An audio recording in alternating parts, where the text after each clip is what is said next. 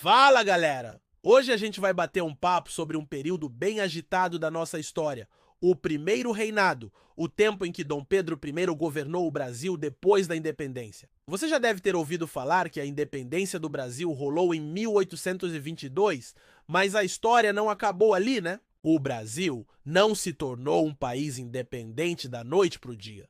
Teve muita treta, guerra e negociação para consolidar essa nova nação. Bora entender como tudo aconteceu? Quando Dom Pedro I gritou "Independência ou morte" lá no Rio Ipiranga? Em 7 de setembro de 1822, a coisa não ficou resolvida automaticamente. Portugal não aceitou perder sua colônia tão fácil assim, então teve luta. Algumas províncias, como Bahia, Maranhão, Pará e Cisplatina, ainda tinham tropas portuguesas que resistiram à independência, gerando as chamadas Guerras de Independência. O Brasil só conseguiu consolidar a separação depois de muito combate e, claro, com a ajuda de mercenários estrangeiros. No fim, Portugal só reconheceu a independência em 1825, depois de um acordão mediado pela Inglaterra. E olha que curioso, como parte desse acordo, o Brasil teve que pagar 2 milhões de libras para Portugal. Sim, tivemos que comprar nossa própria independência. Depois disso, Dom Pedro I se tornou o primeiro imperador do Brasil. E ele não era uma figura fácil. O cara tinha uma pegada autoritária e centralizadora, e isso logo gerou conflitos internos. Um dos primeiros grandes problemas foi a elaboração da Constituição de 1824.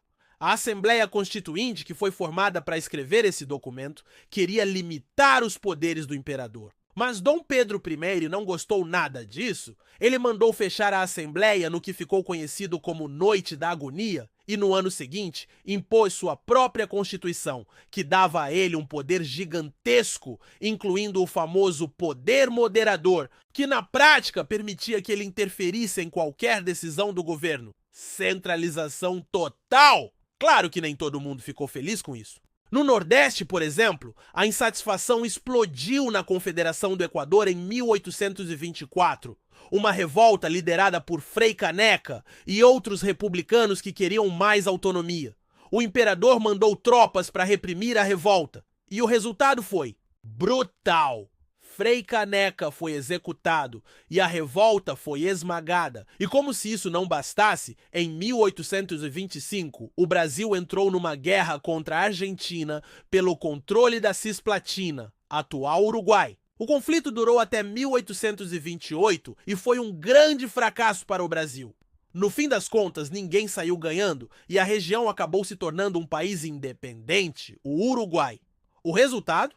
Mais um desgaste para o governo de Dom Pedro I. A popularidade do imperador estava indo ladeira abaixo. As elites brasileiras estavam irritadas com seu autoritarismo e os altos impostos. E para piorar, em Portugal, o trono ficou vago e Dom Pedro I decidiu se envolver nos problemas da Europa, deixando o Brasil em segundo plano. O estopim veio em 1831 com a famosa Noite das Garrafadas. Basicamente, houve uma briga de rua entre portugueses e brasileiros no Rio de Janeiro.